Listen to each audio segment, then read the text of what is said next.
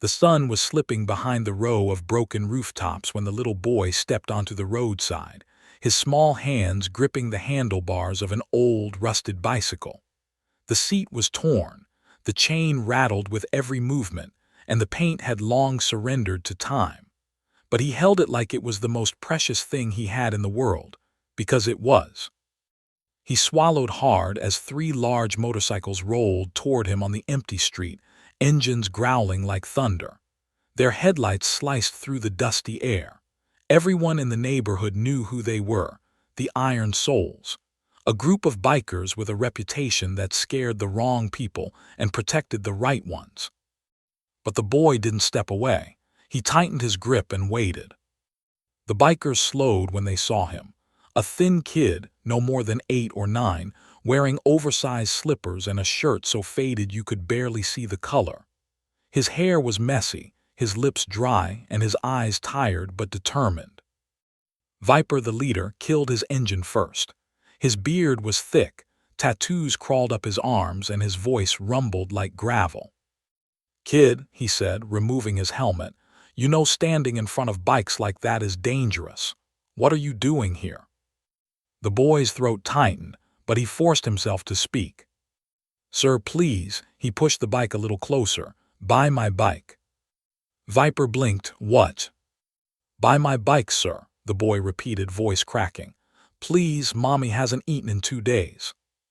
The street fell silent, except for the faint ticking of cooling motorcycle engines. Behind Viper, the other bikers, Tank, Ghost, Bullet, looked at each other. Tough men, used to chaos and fights, but the tremor in that small voice made all of them sit a little straighter.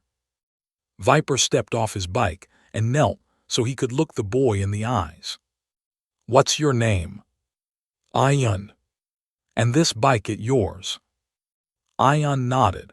"It was my birthday gift. Mommy saved for many months, but we don't have anything left now." His fingers trembled as he held the handlebars. "She keeps saying she's not hungry, but I see her crying when she thinks I'm asleep." His voice softened to a whisper. "I just want to buy her some food." The words hit every biker like a punch to the chest. Tank muttered, "Damn." Ghost looked away to hide the sudden moisture in his eyes. Bullet crossed his arms tightly, jaw clenched.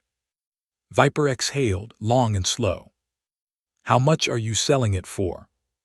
Ion hesitated, then said, 2,000. "That's enough for food for many days. I'll walk to school after, it's not far." The bikers all stared at the tiny, shaky kid trying to sound brave. Viper stood up, 2,000, huh? Ion nodded again. Viper stretched out his hand, "I'll buy it." Ion's eyes widened in disbelief. "Really, sir?" "Yeah," Viper said, managing a small smile. "But only if you tell me why you're really out here alone at this hour." Ion lowered his head. "Mommy doesn't want me out after dark, but I had to come today. She fainted in the morning. When she woke up she pretended she was fine, but I know she's weak." His small voice broke. "She's been selling her things, sir, her phone, her sewing machine, everything. And then someone took her purse yesterday. All our money gone." Ghost stepped forward. "Who took it?" Ion wiped his cheeks with the back of his hand. "I don't know, but I think it was the landlord. He keeps shouting at Mommy. He said if she doesn't pay rent this week, he will throw us out." Viper froze. Tank muttered, "Throwing out a woman and a kid. What kind of?" Viper raised a hand, stopping him. He knelt again. "Ion, why didn't you go to someone else? A neighbor, a shopkeeper, a school teacher?" Ion shook his head. "Mommy says not to tell anyone. She says people will judge us.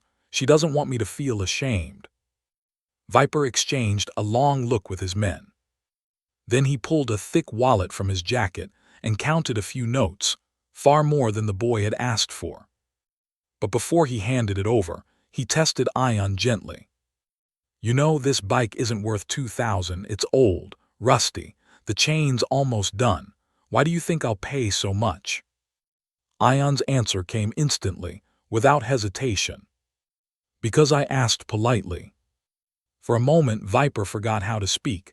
A slow breath escaped him. Kids got manners carved from gold. Viper placed the money in Ion's trembling hands. Here, take it and keep the bike. Ion's eyes grew huge. Keep, but sir, that's not how selling works.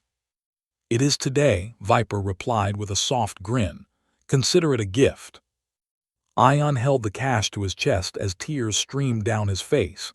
Thank you, sir. Thank you so much. Viper tapped the boy's shoulder. Lead us to your home. We want to check on your mom. Ion instantly grew alarmed. No, she'll be scared. She doesn't know I came out. Please, sir. Viper softened his tone. We won't scare her. We just want to make sure she's okay. Ghost added, we'll buy groceries too. Big bags, enough for weeks. Tank cracked his knuckles. And maybe have a talk with this landlord. Ion stared at them. These giant men covered in leather and tattoos, men he had been taught to fear. And suddenly they didn't look scary at all. They looked like hope. Slowly he nodded, okay, follow me.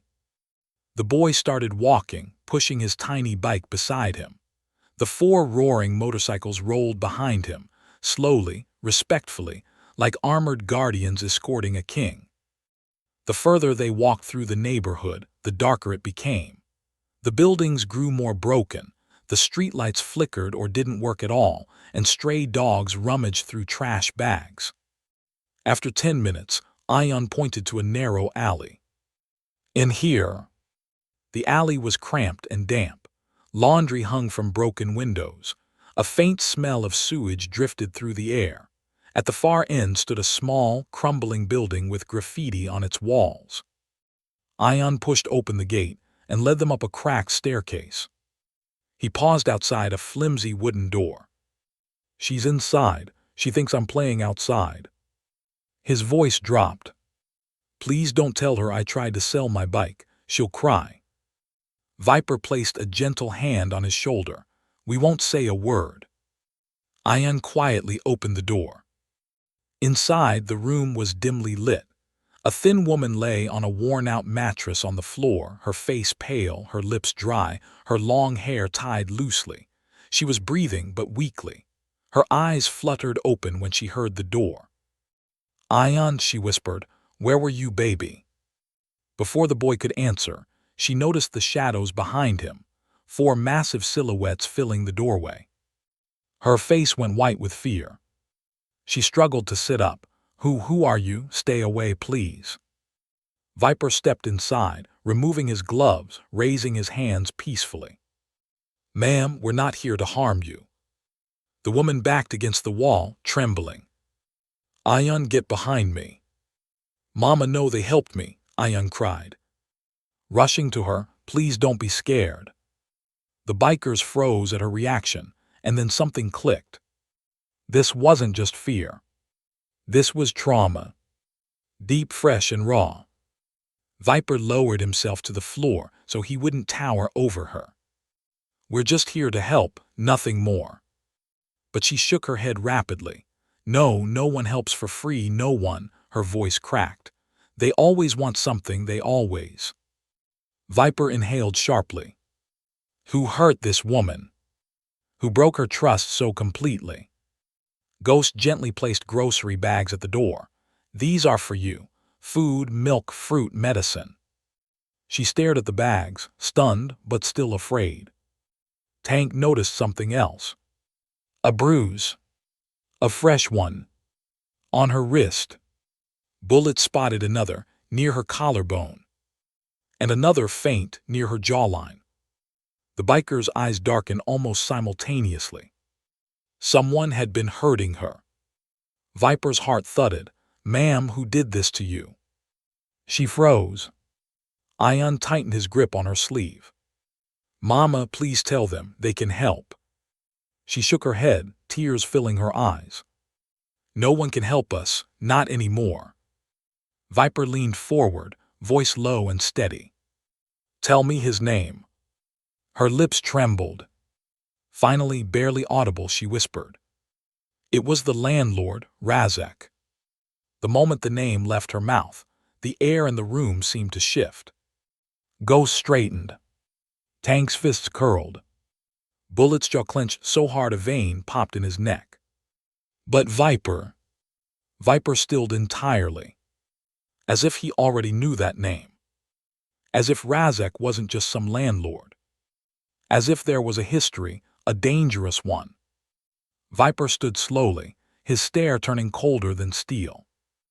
"Ayan," he said softly, "stay with your mother." The boy nodded. Viper walked toward the door, followed by the other three. Before stepping out, Viper murmured, "We're going to have a conversation with your landlord." Then he closed the door behind him. But something in his eyes said this wouldn't be a conversation. This would be a reckoning. Outside the small, dim apartment, the bikers walked down the narrow staircase in silence. Not the calm kind. This silence felt like the air thickened around them, heavy with anger. They reached the alley, and the moment they stepped outside, Tank exhaled hard. "That woman's bruises weren't old," he growled. "Someone been hurting her recently." "Someone big," Bullet added, rolling his shoulders. "Those marks looked like she was grabbed, hard." Ghost kicked a loose stone on the ground, his jaw tight. "And that kid, selling his bike just to feed her.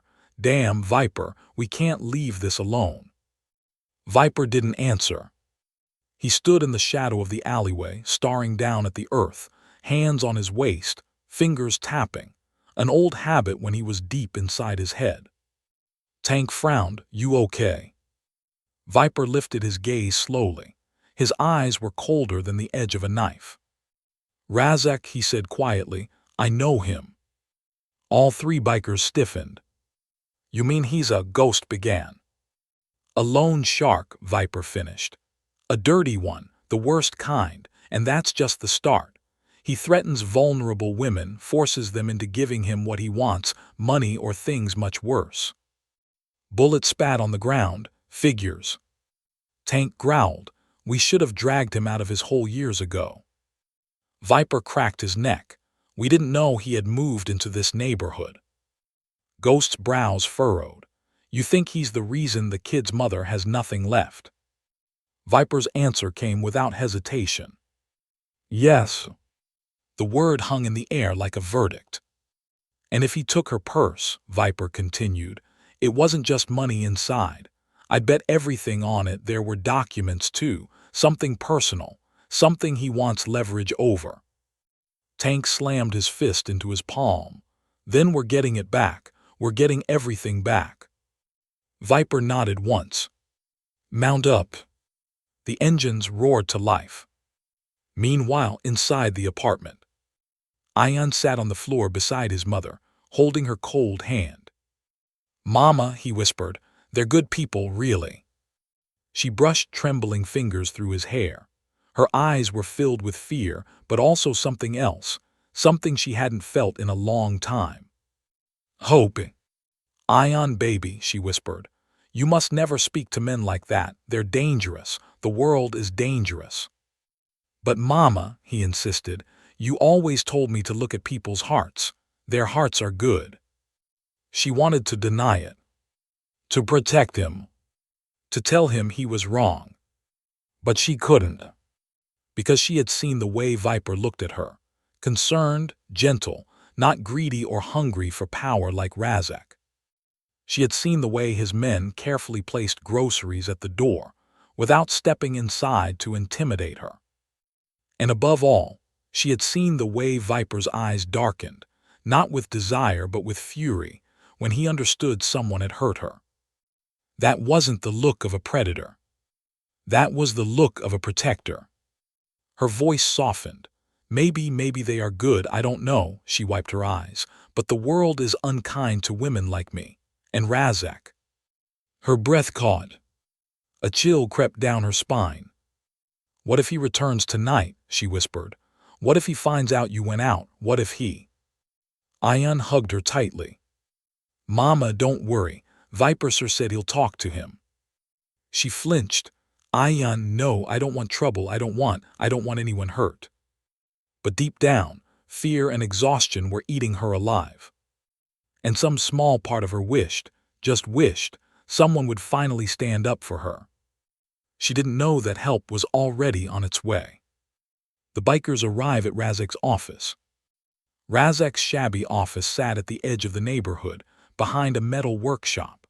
A single yellow bulb flickered above the door, and loud voices spilled into the street. When the bikers rolled up, the men inside fell silent. 4 huge motorcycles. 4 bigger men. No one in that building mistook them for customers. Ghost stepped forward and kicked the office door wide open. The hinges screeched. Inside, Razak sat on a filthy sofa. He was a large, greasy man with gold rings, slick-back hair, and a belly that spilled over his belt. 2 hired goons stood at his sides. He smirked when he recognized them. "Well, well," he said, leaning back, "if it isn't the Iron Souls."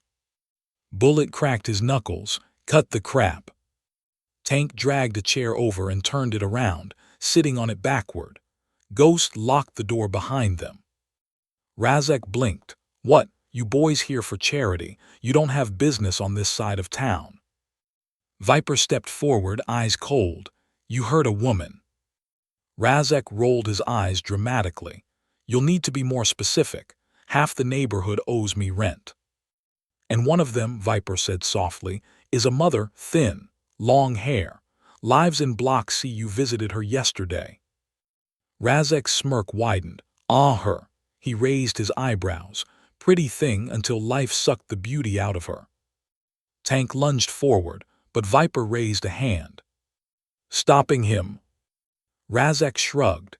"She owes me, lost her job months ago, doesn't pay rent, didn't pay her loans either. I should have thrown her out long ago." Ghost stepped closer. "You took her purse." "Collateral," Razak said dismissively. "What's in it? A few rupees, an old ID, who cares?" Viper's stare sharpened. "What else was in it?" Razak hesitated for a moment, just a moment. But it was enough. Bullet noticed there was something else. Viper leaned closer, his voice dropping to a deadly whisper. "Give it back." Razak threw his hands up. "Hey, what is this? You think you can come into my place and push me around? You're on the wrong side of the city." Viper didn't blink. "You messed with the wrong mother." Razak chuckled darkly. "Oh, and who is she to you? You collecting strays now?" The temperature in the room dropped. Viper took another step forward, slow and controlled. "Her name is," he paused. "Actually, I don't need to say her name. You know exactly who she is, and you know exactly what you've been doing to her." Razak's lips curled. "She should have paid on time. Maybe then I wouldn't need to remind her." That was it. Tank moved first. In one swift motion, he grabbed the thug on the left and slammed him into the wall so hard the plaster cracked. Bullet disarmed the second one with a punch that echoed through the room. Razak stumbled to his feet. Hey, this is illegal, you can't." Viper grabbed him by the collar and slammed him against the desk. "You're going to return her purse," Viper growled. "Every rupee, every document." I can't," Razak sputtered. "It's gone, I don't have it." Ghost's voice came low behind Viper. "He's lying." Viper leaned closer, his voice dangerously calm. "I said return it." Razak's face reddened. "It's not here, I gave it to someone." "To whom?" Bullet demanded. Razak hesitated. Then, "To my brother. He's holding everything until she agrees to pay double." Tank's eyes went wide. "Double? She can't even feed her kid." Razak snapped. "That's not my problem." Viper's fist slammed into the table beside Razak's head, splintering the wood. Razak flinched like a coward. Viper's voice turned cold as ice. "It is now." A long moment passed. Finally, Razak broke. "It's in the old textile warehouse on the main road," he spat. "My brother handles collections there." Ghost and Bullet exchanged a look. Tank cracked his knuckles. "Then let's pay him a visit." Before leaving, Viper grabbed Razek by the shirt again. "One more thing," Viper murmured. "If you ever go near that mother or her son again." He leaned close enough for Razek to smell the steel on his breath. "I won't stop Tank next time." Razek swallowed, fear washing over him. The bikers turned and walked out. The moment the door slammed shut, Razek grabbed his phone with shaking fingers. "They're coming," he whispered to someone on the line. "Prepare everyone." Back at the apartment, Ion peeked through the window anxiously. "Mama, the bikers are gone. Do you think they'll be okay?" His mother held him close. She tried to smile, but worry clouded her face. "I don't know, Ion. Men like your landlord, they don't like being confronted." She closed her eyes, trembling again. "Please, please don't let them get hurt because of me." She had no idea that at that very moment, those men weren't the ones in danger. The danger was waiting for Razek's brother. And the bikers were riding straight toward him. And when they arrived, someone would bleed. And nothing would remain hidden anymore. Not Razek's crimes, not the truth about the purse, and not the secret the mother had been carrying alone for far too long. The night had deepened by the time the bikers reached the outskirts of the old industrial zone. Broken factories lined the road like forgotten skeletons, their rusted frames groaning in the wind. The textile warehouse Razek mentioned sat at the center, dark, silent, except for faint lights leaking through the metal shutters. Viper slowed his bike and raised a hand. The engines went quiet. Tank scanned the area. "Look at that," he muttered. "Extra bikes parked outside." Ghost nodded. "Razek warned them." Bullet smirked. "Good, saves us the trouble of knocking." Viper looked at his men. "No one swings unless they swing first. We're here for the purse and whatever evidence they're hiding." Tank cracked his knuckles. "And what if they feel like swinging first?" Viper slid off his bike. "Then we teach them how to fall." They approached the warehouse doors. Ghost yanked them open. Inside, harsh yellow lights flickered over a group of 6 men, Razek's brother among them. He was bigger than Razek, with a scar across his cheek and a thick beard tangled like wire. He looked up from the table he was counting money on. Well, he drawled. "My idiot brother said you'd be coming." Tank muttered under his breath. "This family's allergic to respect." Razek's brother, Faraz, spread his arms wide. "What can I do for the famous Iron Souls?" Viper stepped forward, calm and cold. "You have something that belongs to a woman from Block C, her purse, her documents, everything." Faraz grinned. "Oh, you mean the pretty one. Shame what poverty does to a face like that," he shrugged. "She owes rent, she owes loans, we don't run a charity." Viper didn't blink. "You stole from her." Faraz laughed. "Stole, she gave it, out of fear, sure, but fear is a great motivator." Tank growled, stepping forward, but Viper lifted a hand and stopped him. Bullet's eyes narrowed as he scanned the room. "Where's the purse?" Faraz tapped a metal cabinet beside him. "Safe and sound, but it's collateral. She pays double, she gets it back. Simple math." Viper took a slow step forward. "Open it." Faraz's grin turned ugly. "Make me." There was a beat of silence. Ghost whispered, "He shouldn't have said that." Viper's eyes shifted, just a fraction. It was enough. Faraz lunged first, throwing a punch. Tank caught his arm midair and twisted it behind Faraz's back until he screamed. Chaos exploded. 2 thugs rushed Bullet. He knocked the first one out with a single jab and flipped the other over the table. Ghost took on 2 at once, ducking under their swings and slamming them into crates. Viper walked calmly through the fight like he was strolling through a park. When a thug rushed him with a metal rod, Viper sidestepped, grabbed the man by the neck, and pinned him against the wall. "Bad night for you," he murmured, and knocked him out cold.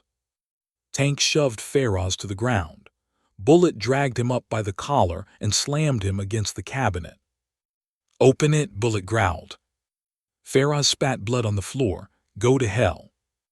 Tank shook his head. Wrong answer. He ripped the cabinet door clean off its hinges. Inside lay a purse, a simple black one worn from years of use. Beside it sat papers in plastic sleeves, a small pouch of jewelry, and a folded photograph. Ghost lifted the items out and placed them on the table. Looks like more than just rent money. Viper picked up the photograph. It was a picture of a younger version of the mother, smiling, happier, holding a toddler Ion in her arms. But next to her was a man whose face was crossed out with pen, violently. Tank peered over Viper's shoulder. Who's he? Viper turned the photo over. Something was written on the back. Just one word. Husband. Bullet frowned. I thought she was alone. Ghost scanned the documents. She's not just behind on rent, she's hiding from this man. Tank stiffened. Why would she be hiding from her husband? Ghost found the answer first. Because he filed a police report declaring her a fugitive. The men froze. Viper snatched the document and read it. The husband had accused her of stealing his money and abandoning him and the child. A warrant was issued, but something felt off, terribly off. Ghost flipped to another paper. There's more, hospital records. Viper scanned the lines. His jaw clenched. She had been admitted 3 years ago with bruises, fractured ribs, and signs of prolonged abuse. Tank's face darkened, so her husband beat her. Ghost nodded slowly, and when she escaped with Ion, he framed her. Bullet whispered, she wasn't just poor, she was running for her life. Viper stared at the documents. Everything made sense now.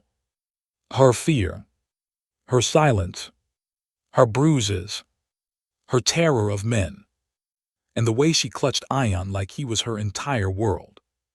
Tank kicked Faraz in the ribs. Why were you holding these? Faraz grunted. Her husband pays us to keep her scared, to keep her poor, and to tell him if she ever tries to leave town. Bullet's blood ran cold. You sold her location.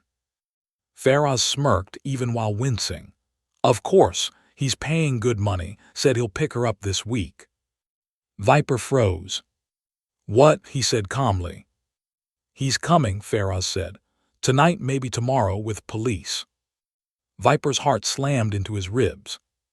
Because the mother didn't know. Because Ion didn't know. Because they were sitting in that small apartment right now, terrified, helpless, completely unaware that the man she ran from was coming to take her back. Tank growled, Viper, we need to go now. Viper didn't answer. He turned slowly, very slowly, and stared at Faraz with a look that made every man in the room fall silent. What's his name? Viper asked quietly. Her husband. Faraz swallowed. Imran. A dark fire lit behind Viper's eyes. Imran, he repeated. I know him too. Ghost froze. Viper. He used to beat his sister, Viper said, voice low. My friend, she almost died. We made sure he left town. His fists clenched. But he didn't change. Bullet stepped beside him. Then we finish this, tonight. Viper's voice was ice. No more running, no more fear, no more hiding. He grabbed the purse, the documents, the jewelry pouch, and the photograph. Get on your bikes, he said. We're going back. Tank nodded, straight to her. Viper shook his head. No. Ghost narrowed his eyes. Then where? Viper looked up, expression carved from steel. We're going to intercept Imran before he reaches her. Bullet grinned. About time. They walked out of the warehouse. Behind them, Faraz groaned on the floor. Viper paused at the door and turned back. Tell your brother, he said, that we're done playing nice. Then they left. Back at the apartment. A loud knock jolted the mother awake. Ion looked up from where he sat beside her. Mama, someone's at the door. Her heart slammed into her throat. No. Not tonight. Please not tonight. She grabbed Ion and pulled him behind her as she approached the door on shaking legs. Who is it? She whispered,